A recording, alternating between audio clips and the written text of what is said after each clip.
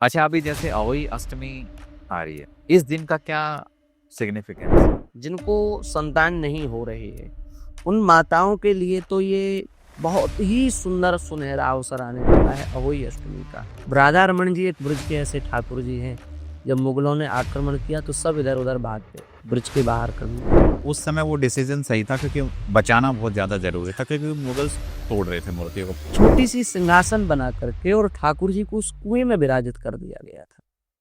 जब तक वो मुगल आक्रमण कर रहे थे और खोज कर रहे थे मंदिर में, आज भी वो कुआं है और वहां जाकर के देखना चाहिए कि हमारे पूर्वजों ने कैसे अपने इष्ट की रक्षा की किया। इस कंधे पर अलग, इस कंधे पर अलग, कमर पर अलग, कोहनी पर अलग, ये जो कोहनी है उनके लिए अलग, 18 तक ये लगा करके उसके बाद श्री राधा वल्लभ लाल जी को शयन कराया जाए। अच्छा, वृंदावन में तो एक से एक बड़े दिव्य संत हुए होंगे पहले, अभी तो बहुत सारे हैं, जैसे संत प्रेमानंद जी महाराज हैं। श्री वृंदावन धाम में जो श्री पहाड़ी बाबा गौशाला है उसमें श्री परमहंस जी महाराज 100 वर्ष की आयु है उनकी, 100 वर्ष की, और अभी भी कमरे में ध्यान में बैठते हैं तो 3-3 दिन बाद गेट खोलते हैं। तो महाराज जी भी हमारे उनको पागल ही समझ रहे थे, पर जब उनके दोनों आंखों से आंसू चलते हुए देखा तब उनके मन में आया कि ये पागल नहीं हो सकते, कि पागल कथा में क्यों रो रहे। वहां रिक्शे वाला भी आपके यहाँ पीछे से राधे राधे, आगे से आएगा राधे राधे, आपको भी राधे राधे। राधे राधे दोस्तों, मैं समस्त प्रभु भक्ति में आपका स्वागत करता हूं। दोस्तों, आज का पॉडकास्ट बहुत खास होने वाला है, क्योंकि आज हम जा रहे हैं वृंदावन। आज यहीं पे बैठे बैठे हम वृंदावन की यात्रा करेंगे। दोस्तों, जैसा कि आप सब जानते हैं, कार्तिक मास शुरू होने वाला है, या जब तक आप ये वीडियो देखोगे तो शुरू हो चुका होगा। लेकिन आज इस वीडियो में हम बात करेंगे कि कार्तिक मास और वृंदावन क्यों इतना इम्पोर्टेंट है, क्या क्या ऐसी चीजें होती हैं कार्तिक मास में, वृंदावन की वाइब्स इतनी अलग क्यों होती हैं। तो आज स्टूडियो में हमारे साथ हैं श्री राम स्नेही मिश्र जी, जो आवासी गुरुकुल वृंदावन से हैं। नमस्कार। आपके सभी दर्शकों को प्यार भरा श्री सीताराम, राधे श्याम। अच्छा, अभी जैसे अहोई अष्टमी आ रही है, इस दिन का क्या सिग्निफिकेंस है? अहोई अष्टमी तो हमारे ब्रज का बहुत बड़ा उत्सव है। जैसे हमारे यहाँ राधाष्टमी, कृष्ण जन्माष्टमी मनाई जाती है, ऐसे ही श्री गिरिराज जी में जो है वो अहोई अष्टमी मनाई जाती है। जैसे जन्माष्टमी तो सभी जगह मनाई जाती है, पर वृंदावन में उसका एक अलग महत्व है। ऐसी राधाष्टमी सब जगह मनाई जाती है, पर बरसाने में उसका एक अलग महत्व है। ऐसे ही गिरिराज जी का वर्ष का एक प्रमुख जो उत्सव है वो अहोई अष्टमी उत्सव है, और उस उत्सव का लक्ष्य ये होता है, उद्देश्य जो है वो माताओं बहनों को विशेष करके वो अहोई अष्टमी का व्रत है। जिन माताओं को संतान नहीं होती है अथवा पुत्र की प्राप्ति के लिए जो माताएं बहुत इच्छुक हैं, बहुत वर्ष हो गए पर कोई संतान का लाभ नहीं हुआ, ऐसी माताओं को अहोई अष्टमी के दिन राधा कुंड में यदि वो स्नान करती हैं तो लाखों माताएं स्नान करती हैं, और आपको सुनकर के आश्चर्य होगा, हजारों माताओं को उसमें सफलता मिलती मेरे जो पुत्र पुत्री की है। संतान की जो कामना करते हैं। पुत्र नहीं है जिनको, वो पुत्रवती हो जाती हैं। तो अहोई अष्टमी पर जो है वो राधा कुंड का तो बहुत अद्भुत महात्म्य है। पर बस बात जैसे हम शुरू से हर विषय में करते हैं, इस विषय में भी हम समझें, हमको धाम के महात्म्य को समझना होगा। अहोई अष्टमी है, राधा कुंड का पवित्र पर्व है, तो वहां जाकर के हमको पहले प्रणाम करना चाहिए, फिर कुंड की पूजा करनी चाहिए, फिर कुंड की पूजा करके कुंड पर विराजमान जो साधु संत वैष्णव उनको कुछ दक्षिणा देनी चाहिए। उसके बाद में फिर राधा कुंड की प्रार्थना करनी चाहिए, फिर स्नान करना चाहिए। स्नान करने के बाद वहां थोड़ा देर कुछ जप करना चाहिए, जप करके फिर वहां कुछ ना कुछ दान करना चाहिए, और ध्यान रखना चाहिए कि हमारे द्वारा वहां गंदगी ना हो, क्योंकि कुंड एक सीमित जगह पर है और उसमें लाखों लोग स्नान करते हैं, इसलिए वहां गंदगी भी उतनी ज्यादा हो जाती है। वो बहुत अच्छा नहीं है, क्योंकि हम धाम में जाकर के भी यदि गंदगी करें तो फिर हमारा महत्व घट जाएगा, फल घट जाएगा। इसलिए ऐसी माताएं जिनको संतान नहीं हो रही है उन माताओं के लिए तो ये बहुत ही सुंदर सुनहरा अवसर आने वाला है अहोई अष्टमी का। इस दिन उन्हें प्रातः काल सूर्योदय की वेला में अथवा बहुत ज्यादा भीड़ हो तो सुबह से शाम तक जब अनुकूल पड़ जाए तब वो राधा कुंड में स्नान जरूर करें। उससे उन्हें पुत्र लाभ की प्राप्ति अवश्य होती है। और उसमें जो विशेष बात हमने बताई कि ये जो मर्यादाएं हैं, ये जो स्टेप्स हैं, यदि हम इनका थोड़ा अच्छे से ध्यान रखें और ध्यान रखते हुए पूजन करें तो हमको फिर और विशेष लाभ की प्राप्ति हो सकती अच्छा, राधा कुंड इतना खास क्यों है? थोड़ा अगर राधा कुंड के बारे में हम बात करें। है। ये राधा कुंड जो है पुराणों में तो इसको भगवान कृष्ण की प्राप्ति कराने वाला कुंड कहा गया है। वृंदावन में जो है एक कुंड है जिसको प्रस्कंदन तीर्थ कहा जाता है। भगवान कृष्ण ने जब कालिया नाग को अपने वश में किया और जल से बाहर निकल करके आए तो ठाकुर जी को थोड़ा ठंड लगी, क्योंकि बहुत देर तक यमुना जी के जल में रहे और उस समय भी यमुना जी का शुद्ध स्वरूप था, तो ठंडा जल, बिल्कुल शीतल जल, तो ठंड लगी। तो 12 सूर्यों ने आकर के ठाकुर जी को गर्मी प्रदान की। 12 सूर्यों ने आकर के, द्वादश आदित्य होते हैं ना, हमारे शास्त्रों में वर्णन है, तो वो द्वादश आदित्यों ने आकर के उनको गर्मी प्रदान की। उसको हमारे यहाँ द्वादशादित्य टीला कहा जाता है वृंदावन में आज भी। और उस द्वादशादित्य टीले के बाद में जब गर्मी लगी ठाकुर जी को तो उससे थोड़ा पसीना आया ठाकुर जी को, तो उस पसीने से कुंड का निर्माण हुआ, पुष्कंदन तीर्थ। और उसका ऐसा महत्व है कि वहां जो स्नान करता है उसको, अथवा वहां जो निवास करता है उसका फिर पुनर्जन्म नहीं होता है, उसको फिर श्री कृष्ण के चरण कमलों की प्राप्ति हो जाती है। ऐसे ही जैसे वृंदावन में उस क्षेत्र का महत्व है, ऐसे ही श्री गिरिराज जी में राधा कुंड है। राधा कुंड में स्नान करने से, वहां बैठ करके जप करने से श्री कृष्ण के चरण कमलों की प्राप्ति होती है। और जब श्री कृष्ण ने अरिष्टासुर का वध किया तो गोपियों ने कहा कि अब हम तुम्हारा स्पर्श नहीं करेंगे, क्योंकि तुम्हारे द्वारा एक वृषभ का, बैल का वध हुआ है, तुमको पाप लगा है इसका। तो ठाकुर जी ने गोविंद कुंड का निर्माण किया है और सब तीर्थों को वहां बुलाया है, और सब तीर्थों के जल को मिला करके गोविंद कुंड में भगवान ने स्नान किया और कहा कि देखो, हमने तो सब तीर्थों में स्नान कर लिया। क्योंकि गोपियों ने शर्त रखी थी कि यदि आप हमको अपने निकट करना चाहते हो तो आपको सब तीर्थों में स्नान करना पड़ेगा, जाओ सब तीर्थों में स्नान करके आओ। तो ठाकुर जी ने कहा, ब्रज के बाहर तो जाते नहीं, इसलिए सब तीर्थों को हम यहीं बुला लेते हैं।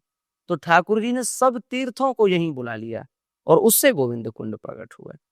तो सखियों ने राधा रानी से प्रार्थना की कि ठाकुर जी ने गोविंद कुंड प्रकट किया है तो आप भी कोई ऐसी लीला करें जिससे कोई कुंड प्रकट हो। तब श्री राधा जी ने अपने कंकण के माध्यम से एक दिव्य कुंड प्रकट हुआ है और उस दिव्य कुंड का नाम है राधा कुंड। जब वो उसका निर्माण हुआ तो सब तीर्थों ने आकर के कहा कि हम भी अपना अपना जल इसमें प्रदान कर देते हैं। तो राधा रानी ने मना कर दिया, बोले यहाँ किसी प्राकृत जल का प्रवेश नहीं होगा, ये तो दिव्य प्रेम जल से इसको हम भरेंगे। तो ठाकुर जी ने प्रार्थना की, कहा कि हे राधा रानी, प्रेम जल से तो आप इसको भरिएगा, लेकिन तीर्थों का सौभाग्य जग जाएगा यदि आप थोड़ा थोड़ा सब तीर्थों को पवित्र होने का उसमें अवसर दें। तो सब तीर्थों ने थोड़ा थोड़ा जल ला करके राधा कुंड में छोड़ा है और उससे फिर राधा कुंड प्रकट हुआ है। और ठाकुर जी ने वहां कहा कि भले गोविंद कुंड मेरे द्वारा प्रकट हुआ है, भले गोविंद कुंड को मैंने प्रकट किया है, लेकिन मेरे गोविंद कुंड में स्नान करने से, जप करने से, दान करने से जो फल मिलेगा उससे भी करोड़ गुना अधिक फल राधा कुंड में स्नान, दान, जप करने से प्राप्त होगा। और वैष्णवों की तो धरोहर है राधा कुंड। श्री रघुनाथ दास गोस्वामी जी महाराज जो वैष्णवों के सिरमौर थे, वैष्णवों के भूषण थे, उन्होंने अपनी अंतिम श्वास तक राधा कुंड पर भजन किया। ऐसे कितने संत थे जिन्होंने साक्षात प्रिया प्रीतम का दर्शन किया, वो सब राधा कुंड में रह करके भजन करते थे। इसलिए भगवान के द्वारा प्रकट, राधा रानी के द्वारा प्रकट, इसलिए तो उसका महत्व है ही है। लेकिन साथ साथ में संतों की भी वो तपस्थली रही, संतों ने भी वहां अपना जीवन लगा लगा करके भजन किया, इसलिए उसका महत्व और ज्यादा बढ़ गया। और विचित्र बात यह है कि वो राधा कुंड अहोई अष्टमी के दिन ही प्रकट हुआ है। जिस अष्टमी पर हम स्नान करने की बात कर रहे हैं, जिस अष्टमी पर हम ये सब कुछ करने की बात कर रहे हैं, उसी अष्टमी के दिन वो राधा कुंड प्रकट हुआ है। इसलिए अहोई अष्टमी का भी इतना महत्व बढ़ गया। और फिर राधा कुंड का महत्व तो है। तो ये बात है उसके पीछे का। अच्छा, जब हम वृंदावन की बात करते हैं तो कार्तिक मास बहुत इंपॉर्टेंट है। जी बहुत वाइब भी अलग हो जाती है, एक अलग प्रकार का वातावरण हो जाता है। तो मैं चाहता हूँ कि जैसे आप वृंदावन से ही हैं, तो आप थोड़ा सा हमारी ऑडियंस को बताइए कि वृंदावन कार्तिक मास में क्यों जाना चाहिए। देखिए, किसी भी विषय में जब हमको ज्ञान करना होता है तो हम उसमें शास्त्र को ही आधार बनाते हैं। और वैसे तो वृंदावन की सब समय महिमा है। नयो नेह नव रंग नयो रस, वृंदावन का नया ही नेह है, अलग ही रंग है, अलग ही रस है। कभी भी वृंदावन जाएं तो वहाँ का परमाणु मंडल एक अलग प्रकार से ही है। और जैसे कि अभी आपने कहा कि वृंदावन की वायु भी अलग है, वहाँ का स्वरूप ही अलग है, और ये बिल्कुल बात ठीक है। एक बार भगवान अर्जुन के साथ में इंद्रप्रस्थ में बैठे हुए थे यमुना जी के तट पर। तो बार बार भगवान वृंदावन की याद कर रहे थे, यमुना जी की याद कर रहे थे, वृंदावन की लता पताओं की याद कर रहे थे। तो अर्जुन ने स्वाभाविक पूछा कि जैसे वहाँ वृक्ष हैं वैसे यहाँ इंद्रप्रस्थ दिल्ली में है, जैसे वहाँ यमुना जी बह रही हैं ऐसे यमुना जी यहाँ बह रही हैं, और जैसे वहाँ रजकण है, मिट्टी है, ऐसे यहाँ भी मिट्टी है। तो आपको इतना ज्यादा वृंदावन के प्रति भाव क्यों है? आपको बार बार इतनी याद वहां की क्यों आती है? वहां की वायु में ऐसा क्या स्पेशल है जो आप उसको बार बार महसूस करते हैं? वहां की यमुना की तरंगों में ऐसी क्या खास बात है जो आप उसका बार बार स्मरण करते हैं? वहां के रजकण में ऐसी कौन सी विशेषता है जो आप उसको बार बार याद करते हैं? तो भगवान ने कहा कि ऐसा है कि तुम हमारे मित्र हो, और मित्र को कोई बात बताई जाए तो शायद वो नहीं समझेगा, वो मित्र ही समझेगा। तो हम आपको अपने साथ लेकर के चलते हैं। तो भगवान अर्जुन को साथ में लेकर के श्वेत द्वीप में गए, और वहां अर्जुन ने देखा कि एक बहुत विशाल पर्वत है, पूरा श्वेत पर्वत ही है। उस पर्वत में वृक्ष नहीं है, घास फूस नहीं है, कुछ भी नहीं है, बिल्कुल श्वेत चमकता हुआ पर्वत है। और उस पर्वत में एक ऋषि तपस्या कर रहे हैं। इतना प्रकाशवान पर्वत है कि उधर देखना भी बड़ा कठिन है। तो अर्जुन ने कहा ये क्या है? भगवान ने कहा हम कुछ नहीं बोलेंगे, अभी तुम आगे चलो। तो धीरे धीरे धीरे धीरे चलते चलते वो ऋषि के पास पहुंचे। तो देखा कि ऋषि नेत्र बंद करके बैठे हुए हैं, हड्डी ही शरीर में शेष है, न मांस है, न रक्त है, न मज्जा है, कुछ भी नहीं है, केवल अस्थि मात्र ही शेष है, और भजन कर रहे हैं। तो भगवान ने आवाज लगाई तो उन्होंने नेत्र खोले, भगवान को प्रणाम किया।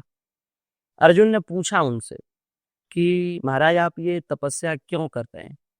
तो उन्होंने जो कहा ना वो बात बहुत ध्यान से सुनने लायक है। उन्होंने कहा कि हम वृंदावन धाम में वास मिल जाए इसलिए तपस्या कर रहे हैं। तो अर्जुन ने दूसरा प्रश्न किया कि आप कब से तपस्या कर रहे हैं? तब उन महात्मा ने कहा कि ये जो पर्वत आपको दिख रहा है ये किसी पदार्थ से बना हुआ पर्वत नहीं है, मटेरियल का पर्वत नहीं है, ये मेरी हड्डियों से बना हुआ पर्वत है। तो इतना बड़ा हड्डियों से बना हुआ पर्वत ये कैसे संभव हो पाएगा, कैसे पॉसिबल है? तो उन्होंने कहा मैं तपस्या करता हूँ, और तपस्या करने के बाद जब मेरे मरने का समय आ जाता है तो मैं संकल्प करता हूँ कि मैंने जीवन भर जो तपस्या की उस तपस्या के प्रभाव से मुझे फिर वह शरीर प्राप्त हो जिससे मैं तपस्या कर सकूं। ऐसा संकल्प करके मैं शरीर छोड़ देता हूँ, और फिर मुझे तपस्या के बल से ही दूसरा शरीर मिल जाता है, और उस शरीर से मैं तपस्या करता हूँ। तो अर्जुन ने कहा कितने जन्म आपको हो गए? उन्होंने कहा ये तो मुझे याद नहीं है, पर आप समझ लीजिए कि एक जन्म की हड्डियां कितनी हो सकती हैं, और ये पूरा पहाड़ हड्डियों से बन गया है, तो आप समझ सकते हैं अनंत जन्मों से मैं तपस्या कर रहा हूँ। तो अर्जुन ने फिर कहा कि अब तो वृंदावन के स्वामी जो हैं, वृंदावन चंद्र श्री कृष्ण चंद्र आपके सामने हैं, इनसे बोल दीजिए आप कि मुझे वृंदावन धाम का वास दे दीजिए और तपस्या को छोड़ दीजिए। तो ऋषि ने कहा ठीक है, आप बिल्कुल ठीक बात कहते हैं कि जब श्री कृष्ण सामने हैं तो अब तो इनसे प्रार्थना हम कर ही सकते हैं। तो उनने श्री कृष्ण भगवान से प्रार्थना की और कहा कि मुझे वृंदावन धाम का वास दे दीजिए।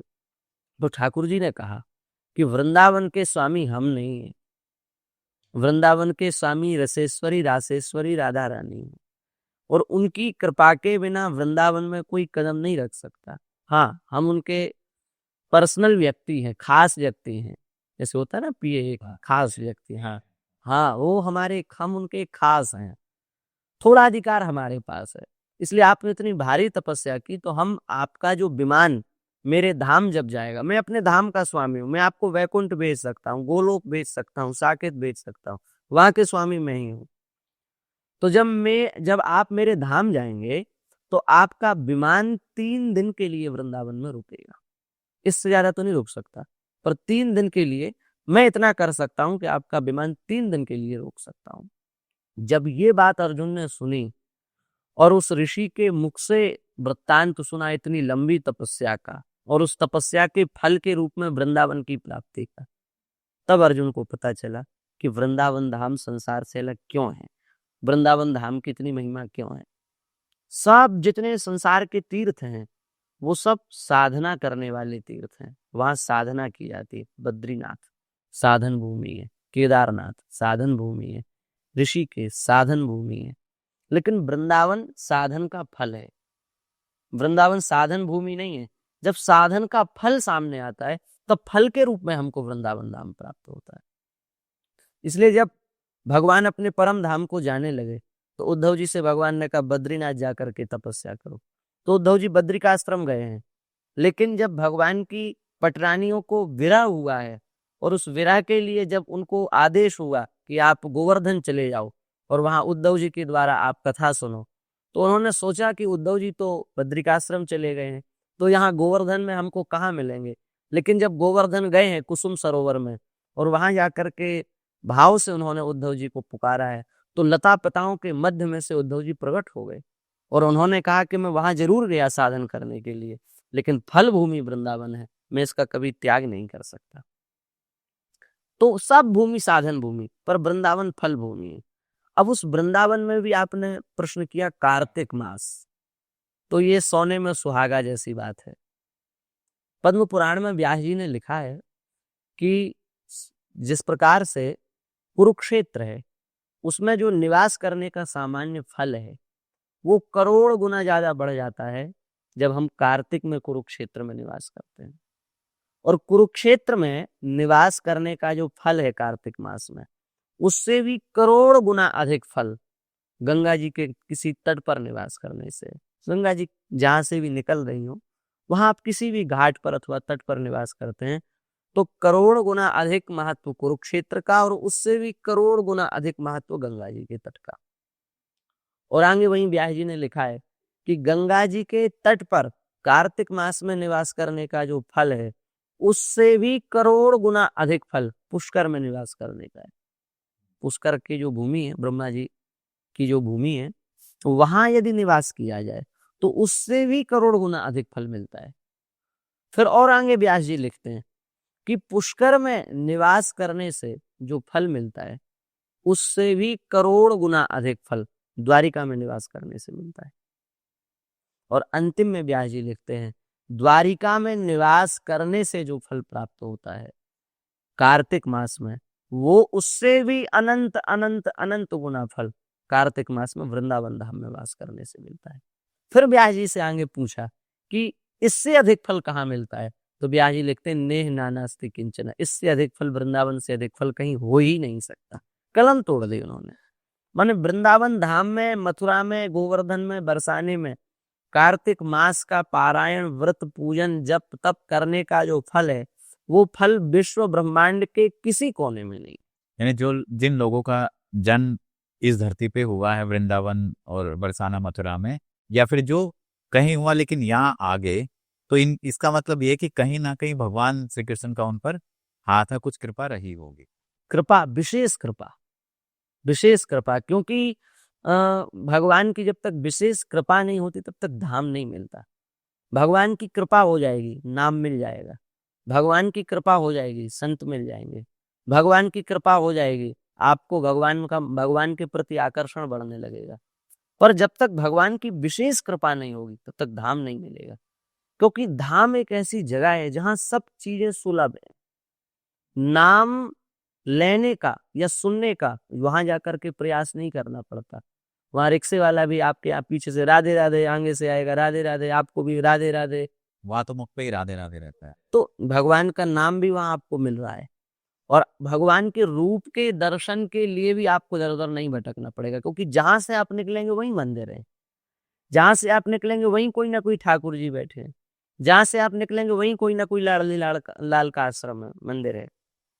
तो भगवान का रूप भी सुलभ हो जाता है, भगवान का नाम भी सुलभ हो जाता है, और भगवान की लीला भी सुलभ हो जाती है, क्योंकि वहां तो नित्य रस की भूमि है, वहां कोई ना कोई लीला चलती ही रहती है। किसी न किसी आश्रम में, किसी न किसी मंदिर में महाराज चल रहा है, कहीं ठाकुर जी की लीलाएं चल रही है, कहीं कोई लीला चल रही है, कहीं कथा के माध्यम से लीलाएं बताई जा रही हैं। तो धाम एक ऐसा स्थान है जहाँ नाम भी आसानी से मिल जाए, जहाँ रूप भी आसानी से मिल जाए, जहाँ लीला भी आसानी से मिल जाए, जहाँ कथा भी आसानी से मिल जाए, इसलिए धाम मिल जाना विशेष कृपा। कभी आपने अपने जीवन में कुछ ऐसे चमत्कार देखे, जो वृंदावन की बात कर रहा हूँ मैं, कि जो बिल्कुल सुनने में अजीब लगे कि ये कैसे हो गया? जैसे मान लो किसी भक्त के साथ या कोई व्यक्ति आया उसके साथ ऐसा हो। बहुत घटनाएं। वृंदावन तो रहस्यों से भरा हुआ है, वहाँ का रज, वहाँ की वृक्ष, वहाँ की वायु सब रहस्यमयी है। अब हम आपको क्या बताएं, घटना की बात तो छोड़ दें, वृक्ष की बात करते हैं। तटिया स्थान वृंदावन का प्रसिद्ध स्थान है, श्री हरिदास परंपरा का स्थान है। वहाँ के सामने ही एक उपवन, मोहनी उपवन करके उसको कहा जाता है, सामने ही बना हुआ है। तो उसको कोई सेठ खरीद रहा था, और उसका उद्देश्य था कि यहाँ जितने भी वृक्ष हैं इन सबको अलग करके, और यहाँ हम बहुमंजिला इमारत बना करके इसको व्यापार का केंद्र बनाएंगे, ऐसी उसकी भावना थी। और इस भावना से उसने वो जगह खरीदने का निश्चय कर लिया, सब बात पक्की हो गई। आपको सुन के आश्चर्य होगा, जो तटिया स्थान के बड़े महाराज जी हैं, उनको रात में वृक्षों ने स्वप्न दिया, और वृक्षों ने आकर के कहा कि हम बड़े बड़े ऋषि मुनि हैं, और यहाँ अनंत अनंत काल से साधना कर रहे हैं, वृंदावन की रज का आनंद ले रहे हैं, वृंदावन की वायु का आनंद ले रहे हैं, वृंदावन की नित्य लीला का अनुभव कर रहे हैं, और ये सेठ हम लोगों को समाप्त करके यहाँ बिल्डिंग बनाना चाहता है। तो स्वामी जी ने कहा हम क्या करें? तो उन्होंने कहा आप हमें बचा लो। तो कैसे बचाएं? तो उन वृक्षों ने कहा कि आप ये पूरी जगह खरीद लो, और खरीद करके हमारा संरक्षण करो, हमारा संवर्धन करो। तब स्वामी जी ने लोगों को बुला करके और अपने रात्रि के स्वप्न को सुना करके, और फिर उस जगह को खरीदा, और फिर खरीद करके उन सब वृक्षों को सुरक्षित किया।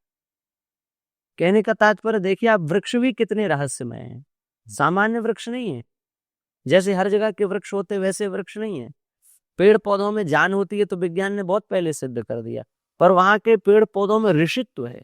ऐसा भी बोलते हैं ना कि 84 लाख योनियों में एक योनि पेड़ की भी होती, तो जो ऋषि मुनि थे वो पेड़ योनि में आए। वृक्ष की योनि में भजन करना सबसे आसान है, क्योंकि खड़े रहना और नित्य निरंतर प्रियालाल को निहारते रहना।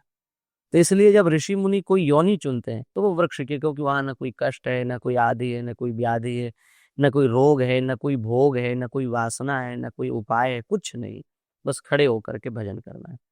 तो बड़े बड़े जो ऋषि मुनि होते हैं, जो बहुत लंबे लंबे समय से तपस्या कर रहे होते हैं, वो वृंदावन में वृक्ष की योनि में ले आते हैं, और वृक्ष की योनि में आकर के वहां भजन करते हैं। और ऐसी एक घटना नहीं, अनेक घटनाएं। तो वृंदावन का तो वृक्ष का एक एक पत्ता भी बहुत खास है। हाँ बिल्कुल बिल्कुल। अभी आपको क्या, हमारे जो महाराज जी हैं उनका जो स्थान है, उस स्थान के सामने, मलुक पीठ के सामने ही एक वृक्ष लगा हुआ था, और गाड़ी को अंदर आने में जाने में बड़ी समस्या होती थी, क्योंकि बिल्कुल बीच मार्ग पर ही वृक्ष था। तो वहाँ के जो लोग थे उन सभी लोगों ने कहा कि इस वृक्ष को तो हटाना है, क्योंकि इसको ना हटाने से बहुत ज्यादा डिस्टरबेंस होता है, आने जाने में बहुत कंफ्यूजन होती है। तो महाराज जी तो इस महत्व को समझते हैं, तो उन्होंने कहा कि नहीं भाई, वृक्ष को हटाने की आवश्यकता नहीं, पता नहीं कौन से ऋषि किस रूप में भजन कर रहे हैं, इसको हटाना नहीं चाहिए। तो लोगों ने जबरदस्ती की, तो महाराज जी समझ गए कि ये लोग मानेंगे नहीं, हम इधर उधर जाएंगे और हमारी अनुपस्थिति में ये इस वृक्ष को यहाँ से हटा देंगे, पक्का है। तो जब वो जाने लगे तो जाते समय उन्होंने उस वृक्ष को प्रणाम किया, हरा भरा बड़ा सुंदर वृक्ष, और प्रणाम करके कहा कि आप जिस रूप में भी हो, जो भी ऋषि हो, जो भी देवता हो, आप कृपा करके यहाँ से पधार जाइए, क्योंकि हमारे जाते ही ये लोग कष्ट पहुंचाएंगे, और यदि आपको कोई कष्ट होगा तो उससे हमें कष्ट होगा।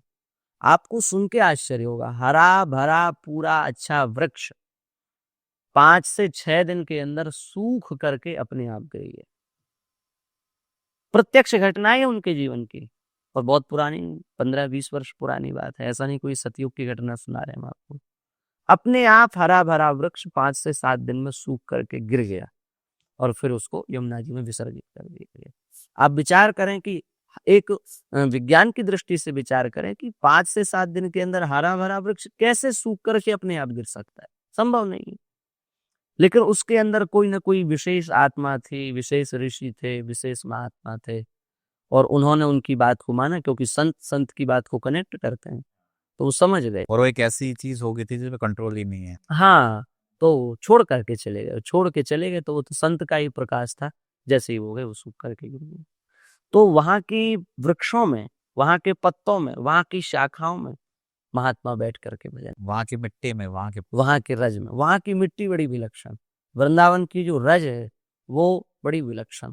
ब्रह्म जो है ना, ब्रह्म, वही ब्रह्म वहां रज के रूप में खेल रहा है। और आप विचार करो कि वहां की मिट्टी में कितनी ज्यादा, वहां की मिट्टी इतनी सात्विक क्यों है, वहां की मिट्टी का इतना विशेष महत्व क्यों है? क्योंकि जब ब्रह्मा जी जो है वो भगवान के बछड़े चुरा करके ले गए, गायें चुरा करके ले गए, ग्वाल वाल चुरा करके ले गए, भागवत में आपने सुना होगा, तो भगवान ही ग्वाल वाल बने। ग्वाल बाल बस नहीं, ग्वाल बालों के कपड़े भी भगवान बने, ग्वाल बालों के डंडे भी भगवान बने, ग्वाल बालों की लकुट भी भगवान बने, गाय भी भगवान बने, बछड़े भी भगवान बने। और उस समय गाय के रूप में प्रकट होकर के, बछड़ों के रूप में प्रकट होकर के 1 वर्ष तक भगवान ने पूरे वृंदावन की रज को अपनी जीभ से चाटा है, अपनी जीभ से उसको चाटा है, क्योंकि भगवान चाह रहे थे कि ये रज मेरे अंदर जाए, लेकिन कैसे जाए, मैं कैसे खाऊं? यदि मैं सीधे ऐसे खाता हूं तो ये ग्वाल बाल मैया से शिकायत कर देते हैं कि मैया लाला ने माटी खाई, और फिर मैया छड़ी लेकर के पीछा करती हैं, तो ऐसे में तो मैं सुख नहीं ले पाऊंगा। पहले तो ठाकुर जी ने ऐसे भी माटी खाई, ब्रह्मांड घाट पर मिट्टी खाई ठाकुर जी ने, लेकिन ग्वाल वालों ने शिकायत कर दी। फिर मैया ने कहा मुंह खोल के दिखाओ, तो मुंह खोल के पूरा ब्रह्मांड दिखाना पड़ा। मैया को समझाना पड़ा कि अरे मैया, मेरे मुंह में तो पूरा ब्रह्मांड है, इतनी सी मिट्टी से मुझे क्या होने वाला है। तो अब मैया को ऐसे कब कब समझाएंगे, कितने बार ग्वाल बालों से नजर बचाएंगे, दाऊ जी से नजर बचाएंगे। इसलिए ठाकुर जी ने गैया का रूप बनाया, बछड़ों का रूप बनाया, मस्ती से 1 वर्ष तक वृंदावन की पूरी रज को, लताओं को, पताओं को, मिट्टी को, गिरिराज जी को अपनी जिह्वा से चाटा।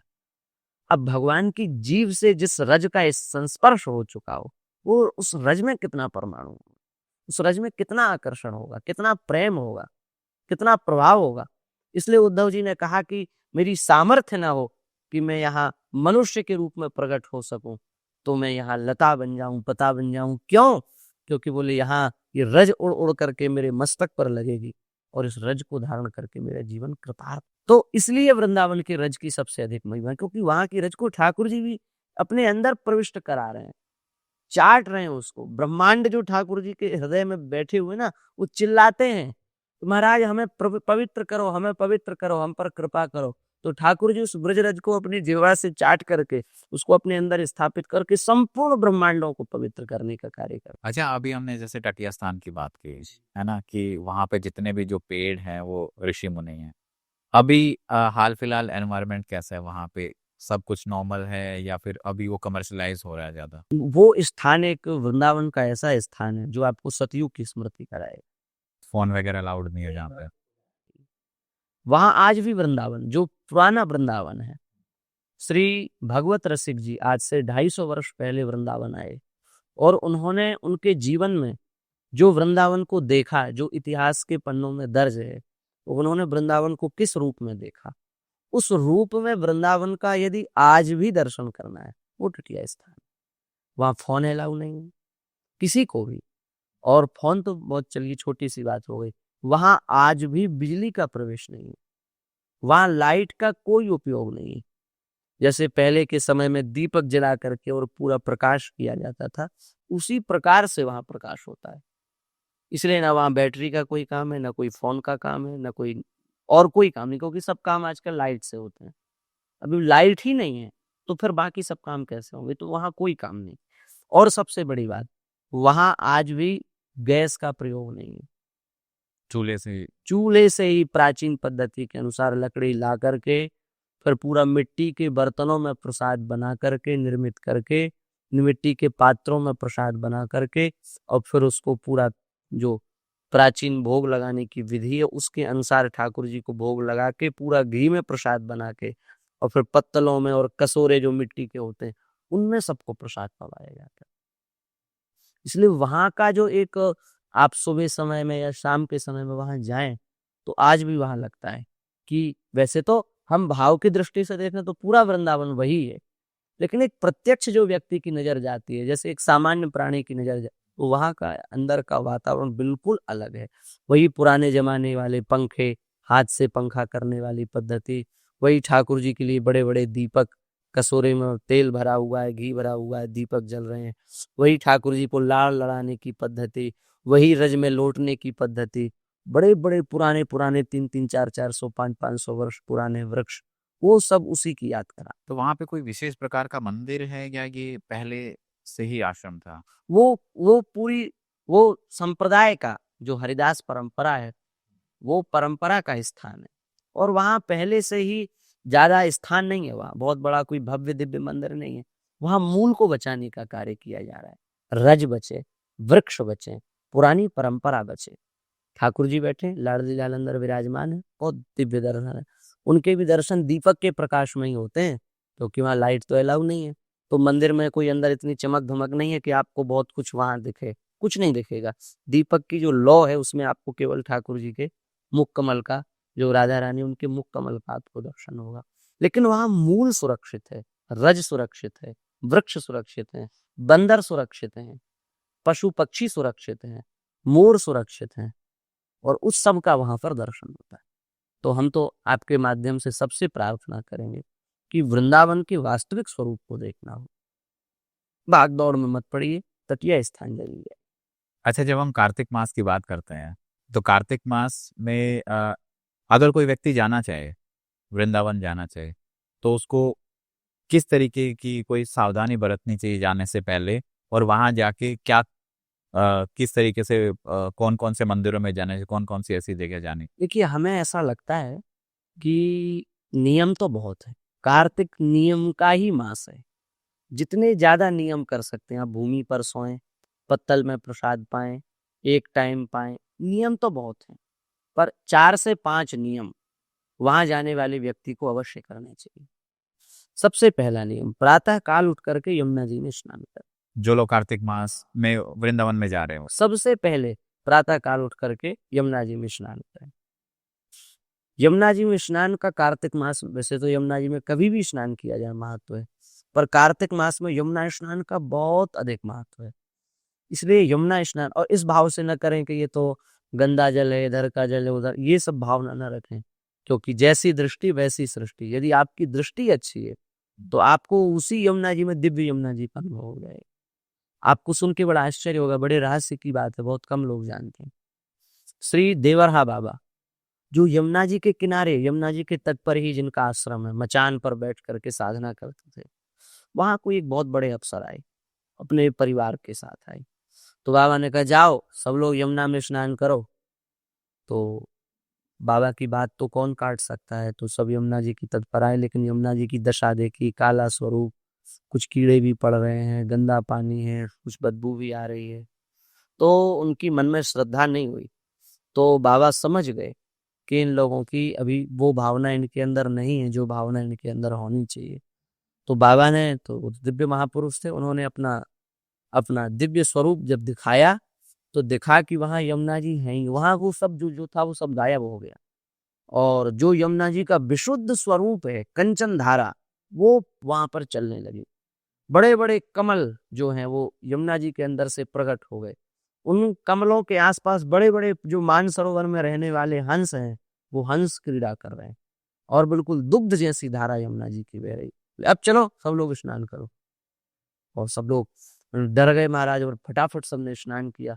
और बाबा ने कहा आज जो यमुना जी में स्नान कर लेगा उसको फिर किसी माता के गर्भ में नहीं जाना पड़ेगा, जल्दी जल्दी सब कूदो। अब तो जितने बड़े बड़े अफसर थे जो अपने पद के गुमान में खड़े थे वो कपड़ों के सहित कूद गए, जल्दी जल्दी कूद गए। और सबने कूद करके अपने आप को धन्य किया, बाबा के चरणों में मस्तक रगड़ा। कहने का मतलब है संत दृष्टि दे दें तो आज भी हमें उस यमुना जी के दर्शन हो सकते हैं जो विशुद्ध यमुना जी। इसलिए हमारा भाव पवित्र, ये नहीं मन में होना चाहिए कि ये है कि वो है, ऐसा मन में नहीं आना चाहिए। उसी भाव से यदि हम स्नान करेंगे तो उसी भाव में हमको लाभ प्राप्त होगा। तो एक तो यमुना में स्नान करना चाहिए, ये जरूरी है कि अगर कोई कार्तिक महीने में जा रहा है वृंदावन तो यमुना में स्नान जरूर करे। बहुत सारे घाट हैं, केशी घाट है, विश्राम घाट है, देवरहा बाबा घाट है। जिस घाट में आपको आराम लगे वहां आप और सब घाटों का महत्व है, सब घाटों की अपनी अपनी महिमा है। ऐसा नहीं कि ये इसका महत्व कम है, इसका महत्व कम है, इसका ऐसा कहीं, सबका अपना अपना महत्व है। तो सब घाटों में जाकर के प्रेम से, हम तो कहते हैं सब घाटों में रोज नहाए, अलग अलग घाटों में, कभी इस घाट पर नहा लिया, कभी इस घाट पर नहा लिया, तो सबका लाभ उसको मिल जाएगा। यमुना स्नान करे। दूसरा, यमुना जी में नित्य दीपदान करे। तो दीपदान की बहुत महिमा है। ऐसा हमारे पुराणों में लिखा है कि कार्तिक मास में जो दीपदान करता है उसको करोड़ दीपदान करने का फल एक दीपदान करने से मिल जाता है कार्तिक मास में। और कार्तिक मास में भी दीपदान करने की भी आपको एक विशेष पद्धति बताते हैं। एक तो सामान्य दीपक होता है कि हमने घी में बाती को डुबोया और प्रज्वलित करके उसको विसर्जित कर दिया, जला दिया। पर एक दीपदान अलग प्रकार से कार्तिक मास में करते हैं, ये मतलब बहुत रहस्य की बात है, वैष्णवीय पद्धति की बात है। वो ये है कि तुलसी जी का जो वृक्ष होता है उसकी डंडी लेनी और उसकी डंडी को कपूर से मिला करके और थोड़ा घी का उसमें प्रयोग करके उसको जलाना है। और उसको जला करके यदि दीपदान किया जाए तो उससे अरब खरब दीपदान करने का जितना फल है वो उस दीपदान का फल केवल उस एक दीपदान से मिल जाता है। मतलब अगर हम इसको थोड़ा सा और अच्छे से एक्सप्लेन करें कि एक तुलसी की लकड़ी लें, छोटी सी रहती है, बाती जितनी या फिर बड़ी, हाँ वो छोटी सी, उसको दिए में लगाना है और बस थोड़ा सा कपूर लगाना है और घी डालना है। हाँ घी डालना है फिर उसको जलाना और उसके बाद उसको जलाना है। तो ये अपने घर में भी जला सकते हैं या घर में, तुलसी जी के पास में, यमुना जी के पास में, कहीं भी, इसमें आप स्वतंत्र हैं। तो इसमें हमें कुछ बोलना भी होता है, कोई मंत्र बोलना होता है? तुलस्यै नमः। यदि तुलसी जी के तट पर हैं तो तुलस्यै नमः। यदि हम घर में हैं तो दीप मालिकायै नमः। यदि हम यमुना जी के तट पर हैं तो श्री कालिंद्यै नमः। ऐसे कह करके हमको ये छोड़ देना है। ये जो दीपदान है इसका अनंत महात्म्य है, इतना महात्म्य है कि मतलब पूरा पॉडकास्ट केवल इसी पर हो सकता है, इतना महात्म्य। इसलिए हमें ऐसा लगता है कि वैसे तो हम दीपक जला रहे हैं, जितने 11 दीपक, 21 दीपक, 51 दीपक, बहुत अच्छा है, लेकिन कम से कम एक दीपक हम रोज जो है वो इस पद्धति से भी जलाएं। बहुत विलक्षण पद्धति है और इस पद्धति पर भगवान व्यास लिख रहे हैं कि इस प्रकार से जो दीपक जला करके और दान करता है उसको फिर यमराज का दर्शन नहीं होता, यमदूत का दर्शन नहीं, यम यातना नहीं उसको भोगनी पड़ती। इसलिए दीपदान का तो विशेष महत्व है, लेकिन यदि इस विधि से दीपदान किया जाए तो इसका बहुत चमत्कारिक और ये करने पर महसूस होता है। जब हम करेंगे ना तो ये हम बहुत अच्छे से महसूस करता है। और कार्तिक मास में हो तो ये तो सोने पे सुहागा हो जाए। बिल्कुल बिल्कुल। और वृंदावन में हो तो और भी बढ़िया। वृंदावन में है तो और भी बढ़िया। तो एक तो यमुना स्नान, दूसरा कार्तिक मास में दीपदान, तीसरा कार्तिक मास में तुलसी पूजा। तुलसी पूजा की भी बहुत महिमा है। भागवत में तुलसी जी के लिए कल्याणी शब्द का प्रयोग है, कच्चित तुलसी कल्याणी गोविंद चरण प्रिय। इसका मतलब यह है कि तुलसी जी का यदि कोई आश्रय ले ले अच्छे से तो तुलसी जी उसका कल्याण कर देते, क्योंकि भगवान की प्रिया है ना। तो भगवान की प्रिया होने से भगवान को ये जो कहते हैं भगवान उसे स्वीकार कर लेते हैं। जैसे आपका कोई बहुत प्रिय व्यक्ति है तो आपको कहे कि भैया ऐसा करना है तो आप बोलेंगे बिल्कुल करिए। ऐसे ये भगवान की विशेष प्रिया है। तो जब कोई जीव इनका आश्रय लेता है तो ये ठाकुर जी से कहते हैं कि इसको आप स्वीकार कर, तो ठाकुर जी को करना पड़ता है। इसलिए तुलसी धारण करने का, तुलसी भक्षण करने का, तुलसी धारण कान आदि में, इसका सबका महत्व है। ऐसा लिखा है कि तुलसी की माला को धारण करके यदि कोई प्रसाद पाता है तो उसको एक एक ग्रास खाने पर, एक एक बाइट करने पर एक एक यज्ञ के फल की प्राप्ति होती है। एक एक यज्ञ के फल की प्राप्ति। यदि किसी का अंतिम संस्कार हो रहा हो तो उसके शरीर पर तुलसी का काष्ठ थोड़ा सा रख दिया जाए तो किसी भी प्रकार का पापी हो उसका कल्याण हो जाएगा, वो भगवान के धाम को चला जाएगा। किसी के गले में तुलसी हो और वो उस समय स्नान कर रहा हो तो उसको एक एक बार स्नान करने पर, एक एक लोटा डालने पर गंगा, यमुना, कावेरी, सरस्वती में स्नान करने का फल प्राप्त हो जाता है। और ये हम कोई बनावटी बात नहीं कह रहे, ऐसा नहीं समझिएगा कि आप महिमा बताने के लिए इसको ओवर कर रहे हैं। सब प्रामाणिक वचन है। सिक्थे सिक्थे सलभते वाजमेधि फलम मुने, पद्म पुराण में भगवान व्यास कह रहे हैं। स्नान काले तु यस्यांगे दृश्यते तुलसी शुभा। स्नान काल में जो तुलसी को धारण करता वो सब तीर्थों में स्नान करने का उसको पुण्य मिल जाता। तो ये जो तुलसी है ना, ये भगवान की बहुत प्रिय है। इसलिए हम तो कहते हैं प्रत्येक जीव को तुलसी धारण करना चाहिए। रसखान जी इतनी इतनी कंठी की माला धारण करते थे, यहाँ यहाँ तक कंठियां धारण करते थे, मालाएं पहनते थे। तो उनसे किसी ने पूछा कि आप इतनी मालाएं क्यों पहनते हो, तो वो रोने लगी और रोते हुए उन्होंने कहा कि जो संसार के अन्य साधन कर सकता है, भजन कर सकता है, पूजन कर सकता है, वो तो अपने पूजन के भरोसे पार चला जाएगा, वो तो अपने साधन के भरोसे पार चला जाएगा। लेकिन मैं तो कुछ भी नहीं कर पाता हूँ, न मैं कुछ जानता हूँ। जैसे नदी में नाव ही पार लगा सकती है, ऐसे इस भव सागर से पार लगाने वाली तो मुझे केवल मेरी तुलसी सी थी। अच्छा, लोग थोड़ा ये कंफ्यूज रहते हैं कि गले में तुलसी माला धारण कर या रुद्राक्ष माला, ऐसा भी कुछ? हाँ, ऐसा भी लोग सोचते हैं कि तुलसी धारण कर सकते हैं या रुद्राक्ष, क्योंकि दोनों ही अपने आप में पवित्र। दोनों में पवित्र। रुद्राक्ष की भी बड़ी महिमा है। रुद्राक्ष जो धारण करता है वो साक्षात भगवान शिव का स्वरूप माना गया है। रुद्राक्षा यस्य गात्रेषु ललाटे च त्रिपुंड्रकम, जिसके मस्तक पर त्रिपुंड रहे और गले में रुद्राक्ष है, वो साक्षात शिव रूप माना गया है। और इसमें बहुत लोग समझते हैं कि क्या धारण करें क्या ना करें। हमारे शास्त्र की दृष्टि पर यदि हम बात करें तो रुद्राक्ष को और तुलसी को हम एक साथ पहन सकते हैं। इसमें कोई विवाद नहीं। विवाद बनाया गया, कुछ चीजें विवादास्पद बनाई जाती हैं। यदि कोई शिव भक्त है तो वो जिस पवित्र भाव से रुद्राक्ष को धारण करे उसी पवित्र भाव से तुलसी को भी धारण कर सकता है। और यदि कोई विष्णु भक्त है, कृष्ण भक्त है, राम भक्त है तो वो जिस भाव से तुलसी को धारण करता है उसी भाव से वो रुद्राक्ष को लो। कोई उसमें विवाद नहीं, विवाद बनाया जा रहा है। शिव ही राम है, राम ही शिव। राम ही शिवस्य हृदयम विष्णु, विष्णुश्च हृदयम शिव। भगवान का ही हृदय शिव जी है और शिव जी के हृदय भगवान है। इसलिए वहां का कोई विवाद है नहीं, है ना। आप देखिए राम जी का जो वर्ण है, जो राम जी का वर्ण है श्याम वर्ण, वो कर्पूर गौरम करुणावतारम, वो उनका ध्यान कर रहे हैं। और जो कर्पूर गौरम करुणावतारम भगवान शिव हैं वो राम जी के स्वरूप का ध्यान कर रहे हैं। ये है।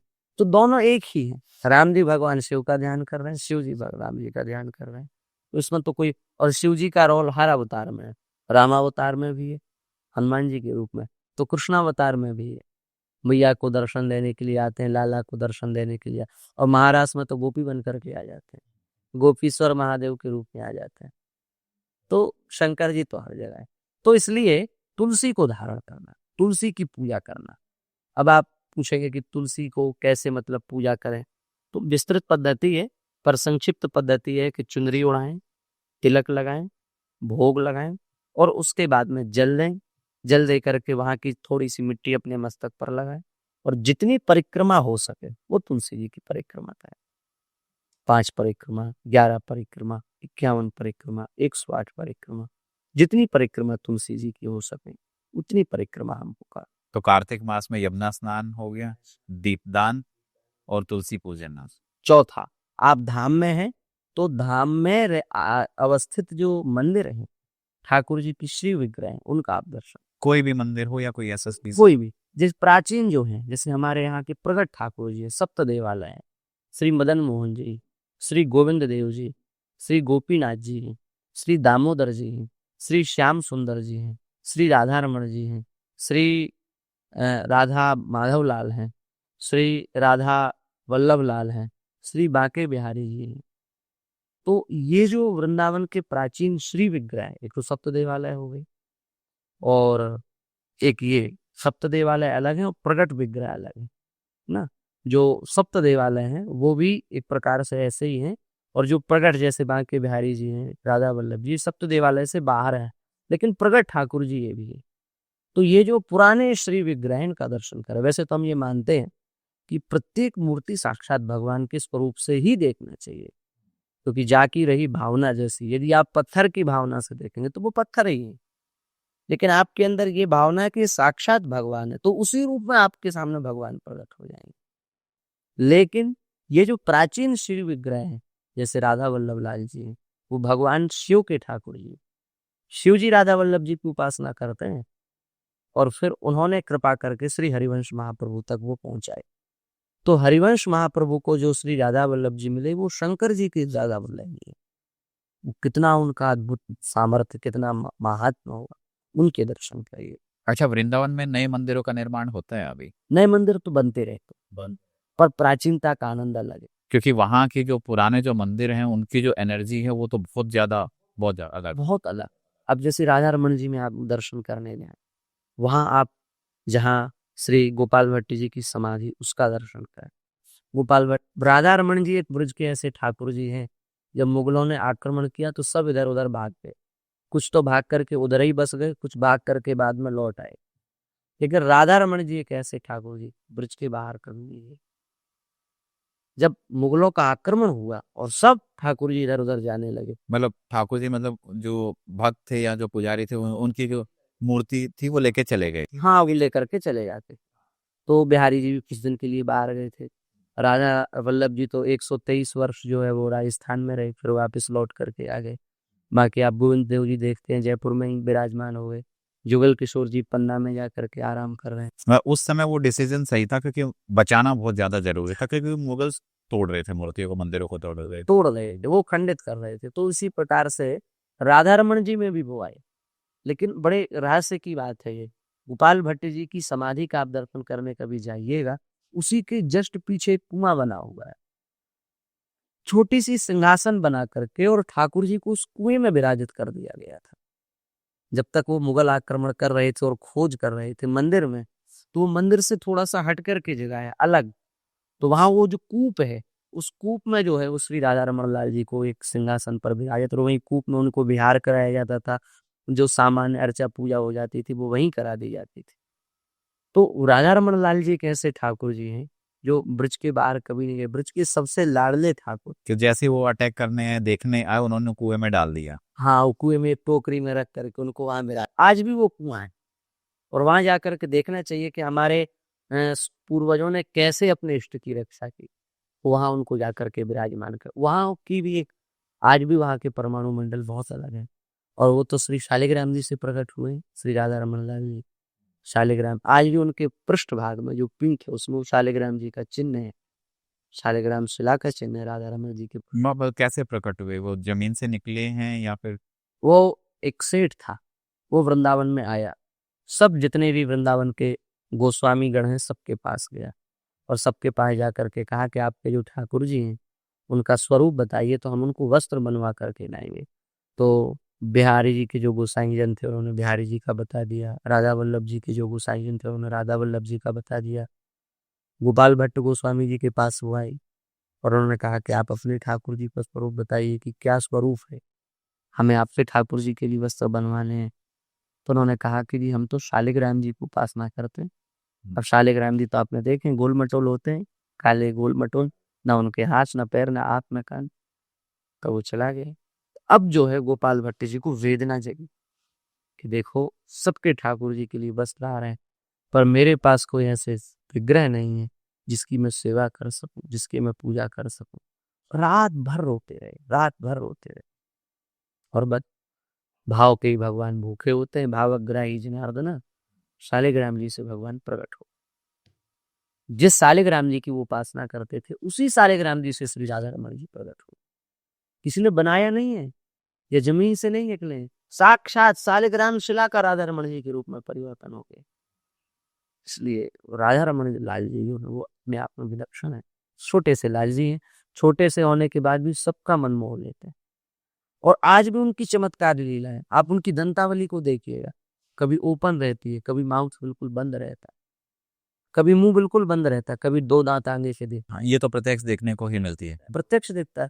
और जो अंदर के गोसाई जन है वो अपना अनुभव बताते हैं। कई बार ठाकुर जी पाग नहीं पहनते, घंटों घंटों पगड़ी नहीं पहनते, घंटों घंटों श्रृंगार नहीं करते, क्या पहनने का मन नहीं है। हाँ आज पहनने की इच्छा।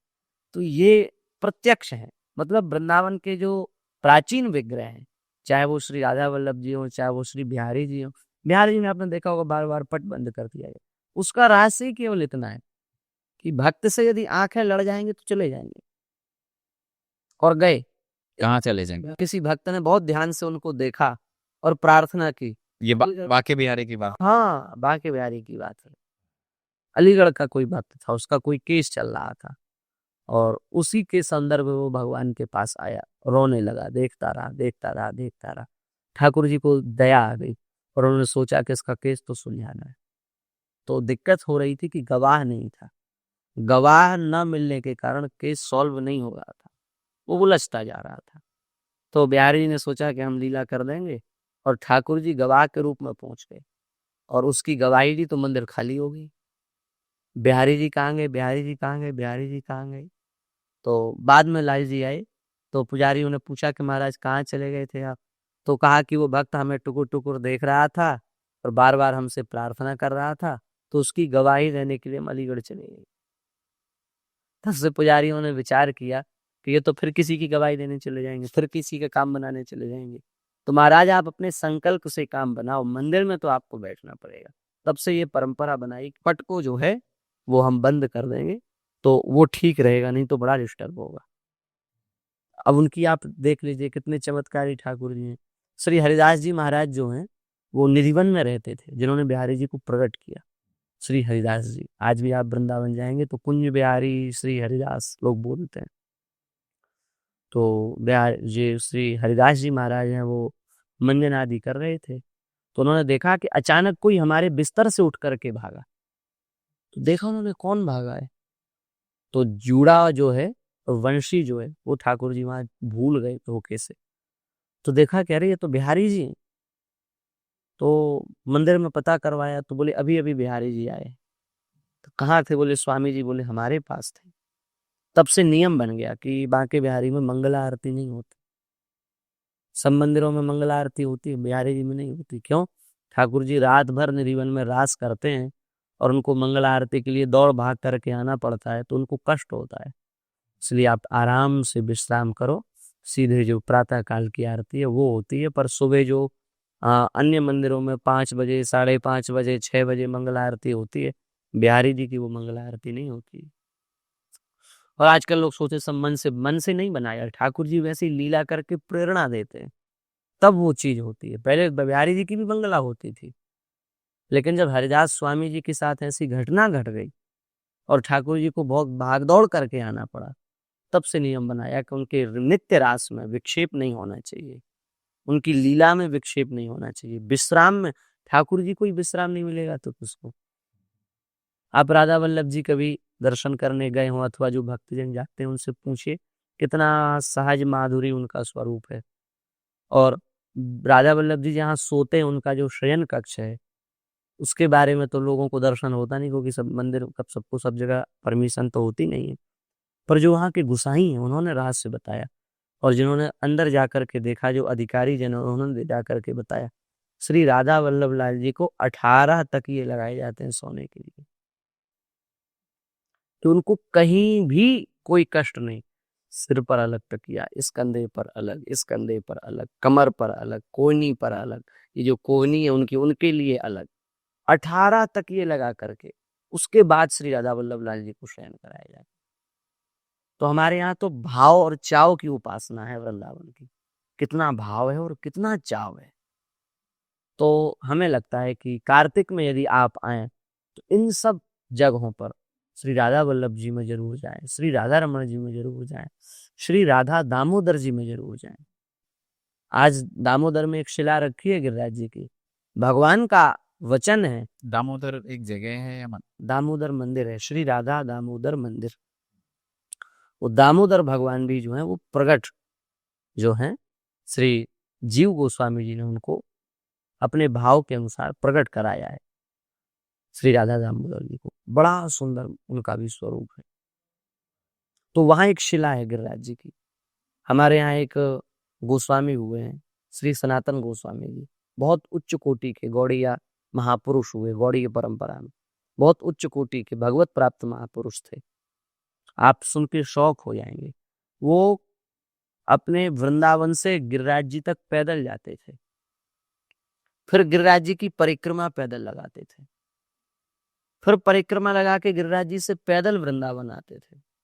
माने वृंदावन से गिरिराज जी 21 किलोमीटर है, गिरिराज जी की परिक्रमा 21 किलोमीटर है, और फिर 21 किलोमीटर रिटर्न, माने 63 किलोमीटर हो गया कुल, 63 किलोमीटर वो चलते थे।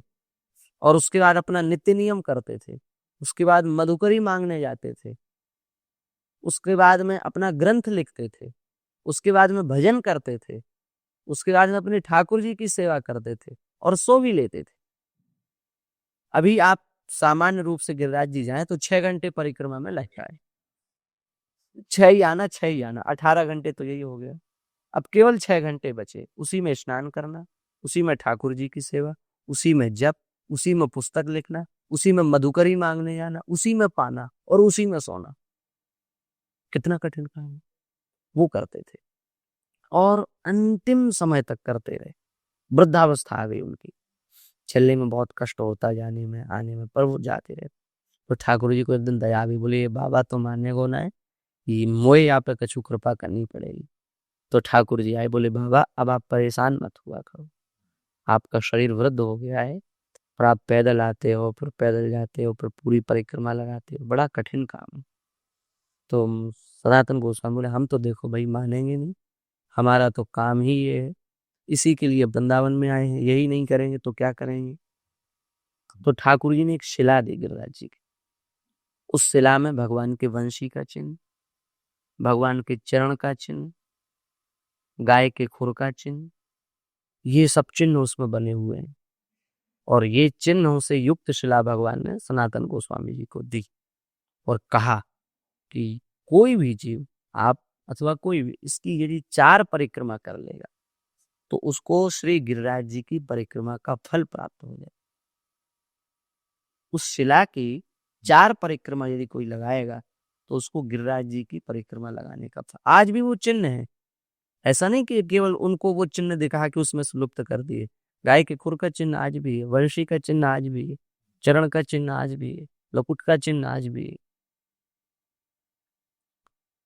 तो अब आप विचार करो कि कोई जीव कार्तिक मास में वृंदावन जाए और उस शिला की 4 परिक्रमा कर ले तो उसको तो रोज गिरिराज जी की परिक्रमा का फल मिल जाएगा। और मान लीजिए उसने 8 परिक्रमाएं कर ली, 12 कर ली, 16 कर ली, 20 कर ली, तो उसकी तो 5-5 गिरिराज जी की। राधा दामोदर मंदिर है। हाँ, तो ऐसे जो मंदिर हैं जिससे वास्तविक वृंदावन प्रकट हो रहा है, वहां जाकर के जरूर दर्शन करना चाहिए, ऐसा हमारा भाव है। अच्छा, वृंदावन में तो एक से एक बड़े दिव्य संत हुए होंगे पहले, अभी तो बहुत सारे हैं, जैसे संत प्रेमानंद जी महाराज हैं। पहले के जमाने में तो बहुत ही ज्यादा दिव्य संत रहे होंगे। देखिए वृंदावन संतों की भूमि है, आज भी बड़े विलक्षण संत है।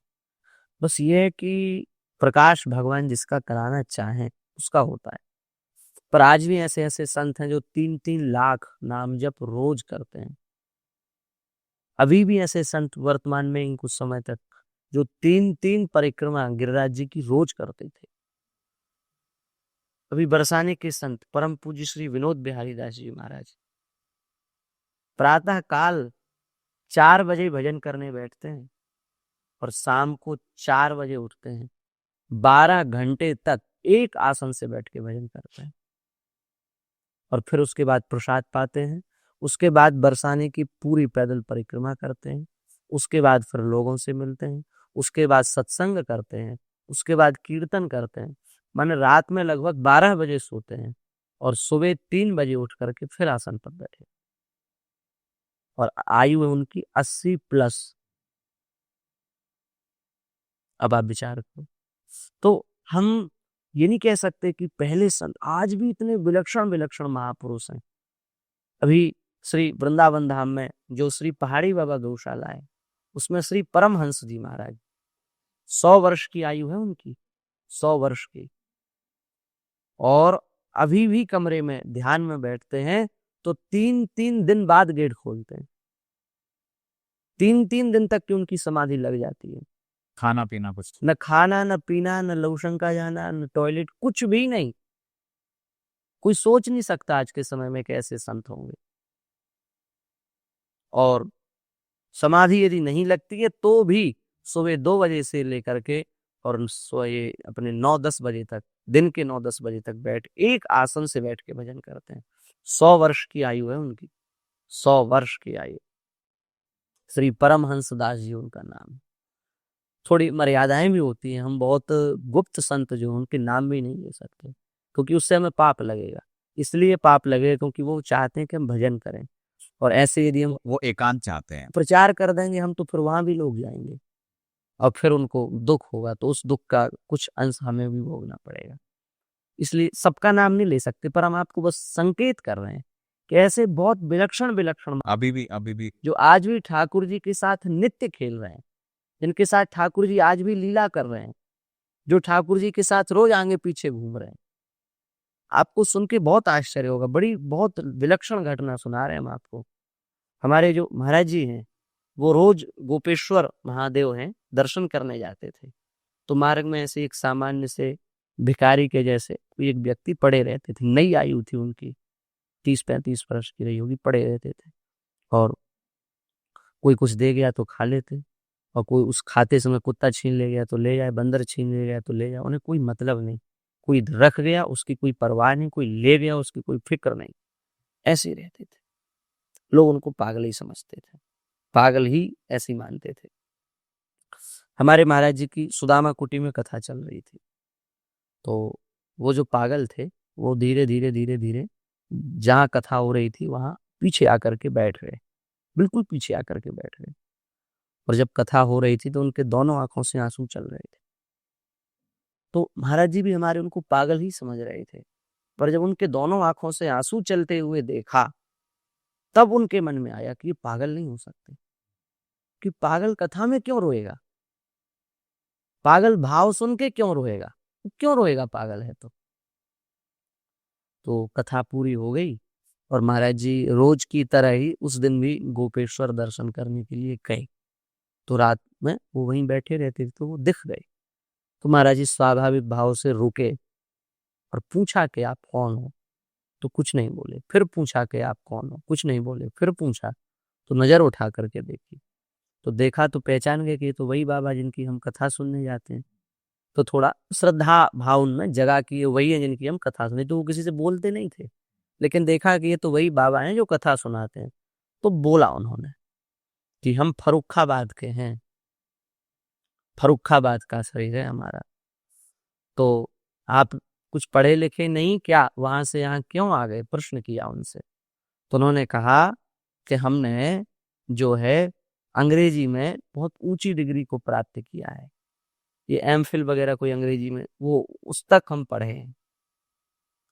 तो फिर यहाँ क्यों आ गए, बोले श्री कृष्ण ने बुला लिया। ये उनके शब्द थे, श्री कृष्ण ने बुला लिया।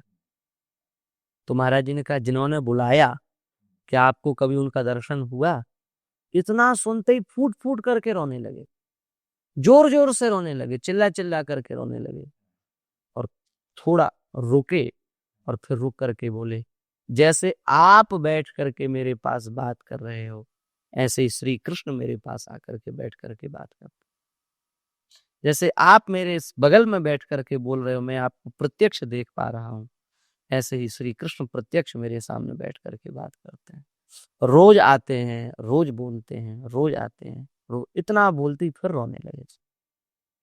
और उन्होंने कहा बाबा एक प्रार्थना है हमारी, इस घटना का आप प्रचार मत करना, ये बात आप किसी को बताना नहीं, तो महाराज जी ने कहा कि जब तक आपका शरीर है तब तक हम किसी को नहीं बताएंगे, आपका जब शरीर पूरा हो जाएगा तब हम इस घटना का प्रकाश करेंगे। उसके कुछ दिनों बाद ही 4-6 महीने में उन्होंने अपना शरीर छोड़ दिया। पागल की वेश में दिखने वाले साधु संत भी इतने उच्च कोटि की स्थिति के होते हैं वृंदावन में। अब आप सोच सकते हैं कि कितने उच्च कोटि के महापुरुष साधु संत कैसे कैसे वेश में रह करके भजन कर रहे हैं, अपने जीवन का अंतिम लाभ प्राप्त कर रहे हैं। राधे राधे।